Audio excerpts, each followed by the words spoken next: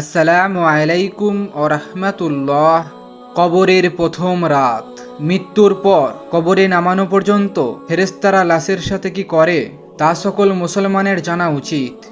আজরাইল আলাইহিসসালাম যখন জান কবজ করে নেন, তখন আত্মা দেহকে বলে, হে দেহ, আল্লাহ তোমাকে সুপ্রতিদান দিক। তুমি আমার সঙ্গী হয়ে আল্লাহর আনুগত্যে অগ্রগামী ছিলে আর আল্লাহর অবাধ্য ছিলে খুবই পশ্চাৎপদ। তুমি আমার পক্ষ থেকে মুবারকবাদ গ্রহণ করো, কেননা তুমি আজ নিজে মুক্তি পেয়েছ আর আমাকেও নাজাত দিয়েছ। এইভাবে দেহ আত্মাকে মুবারকবাদ দেয়। মুমিন বান্দার মৃত্যুতে জমিনের যে সকল অংশে সে ইবাদত করত সেগুলো কাঁদতে থাকে। আকাশে যে সকল দুয়ার দিয়ে তার নেক আমল ওপরে উঠত সেই সকল দুয়ার তার জন্য কাঁদতে থাকে। যে দরজা দিয়ে তার রিজিক নেমে আসতো সেই দরজাও কাঁদে। আকাশ ও জমিনের এই ক্রন্দন দীর্ঘ 40 দিন পর্যন্ত অব্যাহত থাকে। মালাকুল মউত যখন তার আত্মা কবজ করে নেয়, তখন তার দেহের হেফাজতের জন্য 500 ফেরেশতা দাঁড়িয়ে থাকে। যদি কেউ তার লাশের পাশ ফেরাতে চায়, তখন ফেরেশতারাও মানুষের সহযোগিতা করে। এমনকি কাফন পরিধান ও সুগন্ধি মাখানোর কাজেও ফেরেশতারা অংশ নেয়। লাশের সম্মানার্থে ফেরেশতারা 2 সারিতে করে ঘর থেকে কবর পর্যন্ত দাঁড়িয়ে যায়, জানাজা পর্যন্ত অতিক্রম করে। তখন তারা অভ্যর্থনা জানায়, তার জন্য ক্ষমা প্রার্থনা করে। মুমিনের মর্যাদার এই অবস্থা দেখে ইবলিস এত জোরে চিৎকার করে উঠে যে তার দেহের হাড়ের কোনো গ্রন্থির বন্ধন ছিঁড়ে যায়। সে আক্ষেপের সাথে তার সঙ্গীদের বলতে থাকে, তোমাদের সর্বনাশ হোক, এ বান্দা তোমাদের ফান থেকে কিভাবে ফসকে গেল। ইবলিসের সঙ্গীরা বলে, এ বান্দা নিষ্পাপ ছিল, তাই আমাদের ফাঁদে আটকায়নি। মালাকুল মউত যখন তার আত্মাকে নিয়ে আকাশে আরোহণ করে, তখন হযরত জিবরাইল আলাইহিসসালাম 70,000 ফেরেশতা নিয়ে তাকে অভ্যর্থনা জানায়। আর সকল ফেরেশতারা তার কাছে আল্লাহ তাআলার সন্তুষ্টির সুসংবাদ জানাতে থাকে। মালাকুল মউত যখন আত্মাকে নিয়ে আরশের নিকট পৌঁছে যায়, তখন সে আল্লাহ তাআলার কাছে সেজদায় পতিত হয়ে যায়। তখন আল্লাহ তাআলা ইরশাদ করেন, হে মালাকুল মউত, তুমি আমার বান্দাকে নিয়ে জান্নাতের বাগানে রেখে এসো। তারপর তাকে কবরে নামানোর পর নামাজ তার ডান দিকে ও রোজা তার বাঁ দিকে এসে দাঁড়িয়ে যায়। আল্লাহর জিকির ও কোরআন তেলাওয়াত এসে দাঁড়িয়ে যায় তার সিতানের দিকে, এবং তার পায়ের দিকে দাঁড়িয়ে যায় জামাতের সাথে নামাজ পড়ার জন্য মসজিদের দিকে গমন, এবং তার ধৈর্য কবরের এক কোনায় অংশ নেয়। এই সময় আল্লাহ তাআলা তার কবরে আজাবের একটি অংশ একদিকে প্রেরণ করেন। আজাব এসে ডান দিক দিয়ে প্রবেশ করতে চায়, কিন্তু নামাজ তাকে বাধা দিয়ে বলে, আজাব, খোদার কসম, তুমি পিছিয়ে যাও। এই বান্দাটি সারা জীবন কষ্টে ছিল, কবরে আসার পর তার কিছুটা আরাম মিলেছে। রাসূল সাল্লাল্লাহু আলাইহি ওয়াসাল্লাম বলেন, আজাব যখন ডান দিকে সরে গিয়ে বাম দিকে যায়, বাম দিকে রোজা নামাজের মতো আজাবকে জবাব দিয়ে প্রতিহত করে। আজাব এবার মাথার দিকে আসার চেষ্টা করলেও একই রকম জবাব আসে। আজাব যে দিক থেকেই আসতে চায় সেদিক থেকেই তার জন্য প্রতিবন্ধকতার সৃষ্টি হয়। তারপর আজাব যখন দেখেন আল্লাহ তাআলার এই নেক বান্দার আমল সব দিক থেকেই প্রতিবন্ধকতার প্রাচীর সৃষ্টি করে রেখেছে, তখন আজাব ফিরে যায় আর সেই সময় সবর উঠে এবং নেক আমলগুলোকে বলতে থাকে, এই আজাবের প্রতিরক্ষায় আমি এই জন্য আসিনি যে মূলত তোমাদের শক্তির পরিমাণ দেখা আমার উদ্দেশ্য ছিল। তোমরা যদি তাকে প্রতিহত করতে ব্যর্থ হতে, আমি অবশ্যই এসে এই বান্দাকে আজাব থেকে রক্ষা করতাম। তোমরাই যখন যথেষ্ট হয়ে দাঁড়ালে, তখন আমি এই বান্দার জন্য অতিরিক্ত সঞ্চয় হয়ে রয়ে গেলাম। পুলসিরাত ও মিজানে আমি তার কাজে আসব। এরপর ওই বান্দার কাছে 2 জন ফেরেশতা আসে, যাদের চোখ নীল বর্ণের, আওয়াজ ভয়ঙ্কর, গরুর সিংহের ন্যায় দাঁত, এবং তাদের শ্বাসের সাথে নাসারন্ধ্র দিয়ে অগ্নিশিখা বের হয়। ফেরেশতাদ্বয়ের উভয় কাঁধের মধ্যবর্তী স্থান খুবই প্রশস্ত। তারা মুমিন বান্দা ছাড়া আর কারোর ওপর দয়া করতে জানে না। এই 2 জন ফেরেশতাকে বলা হয় মুনকার নাকির।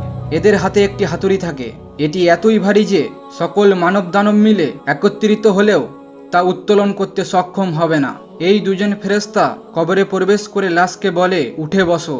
লাশ তৎক্ষণাৎ উঠে বসে যায় এবং কাফনের কাপড় খুলে পড়ে যায়। ফেরেশতা তখন জিজ্ঞাসা করেন, তোমার রবকে? তোমার দিন কি? তোমার নবীকে? এর জবাবে সে বলে, আমার রব হলেন আল্লাহ তাআলা, যার অংশীদার কেউ নাই। আমার ধর্ম হলো ইসলাম, এবং হযরত মুহাম্মদ সাল্লাল্লাহু আলাইহি ওয়াসাল্লাম হলেন আমার নবী। ফেরেশতারা জবাব শুনে বলবেন, তুমি সত্য বলেছ।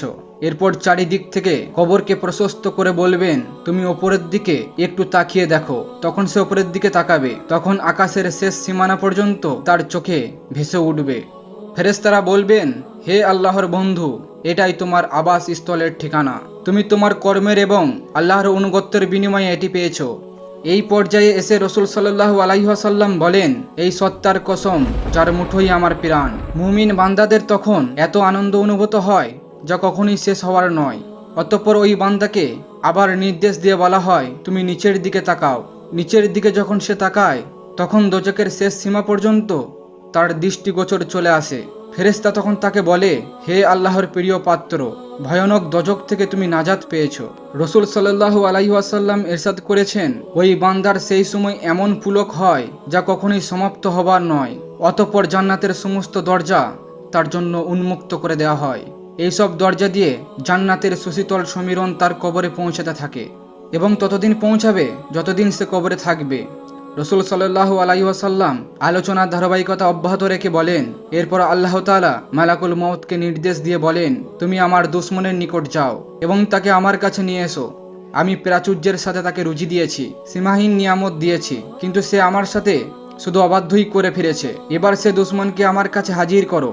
মালাকুল মউত আল্লাহর নির্দেশ পেয়ে এমন কদাকার বেশে ওই বান্দার কাছে আগমন করে যে কেউ কোনোদিন ওই ভয়ঙ্কর আকৃতি দেখেনি। তার 12টি চোখ থাকে, তার কাছে এমন একটি লৌহশলাকা থাকে যা শাখা ও কাঁটা বিশিষ্ট। মালাকুল মউতের সাথে আরো 5 জন ফেরেশতা থাকে, এদের প্রত্যেকের কাছেই থাকে জাহান্নাম থেকে নিয়ে আসা আগুনের চাবুক।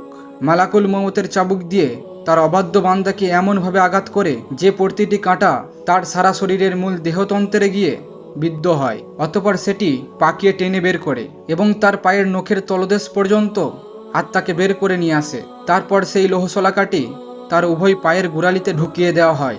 তখন আল্লাহর সে দুশমনের এতই কষ্ট হয় যে বেদনায় সে কাতরাতে থাকে। এমন সময় বাকি ফেরেশতারা তাদের হাতের চাবুক দিয়ে তার মুখমণ্ডল এবং পশ্চাৎ দেশে অনবরত প্রহার করতে থাকে। এই সময় তার আত্মাকে টেনে তার দেহ থেকে গোড়ালির দিকে নিয়ে আসা হয়। শাস্তির এই পর্যায়ে শলাকাটি তার হাঁটুর দিকে ফোটানো হয়, তখন সে বেদনায় ছটফট করতে থাকে। এমন সময় ফেরেশতারা আবার আগুনের চাবুক দিয়ে তার মুখ ও নিতম্বে মারতে শুরু করে। হাঁটু থেকে শলাকাটি বের করে ঢুকানো হয় তার নিতম্ব দেশে, তারপর বুকে, অতঃপর কণ্ঠনালীতে। এরপর পূর্বের মতোই সেটিকে আবার টেনে বের করা হয়। এরপর ফেরেশতারা জাহান্নাম থেকে সংগ্রহ করা অঙ্গার তার থুতনির নিচেই বিছিয়ে দেয় এবং বলে, হে অপবিত্র আত্মা, তুমি বেরিয়ে এসো।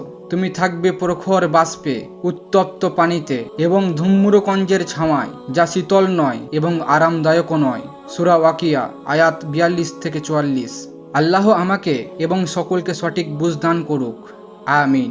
ভিডিওটি ভালো লাগলে শেয়ার করুন এবং সাবস্ক্রাইব করে আমাদের সাথে থাকুন।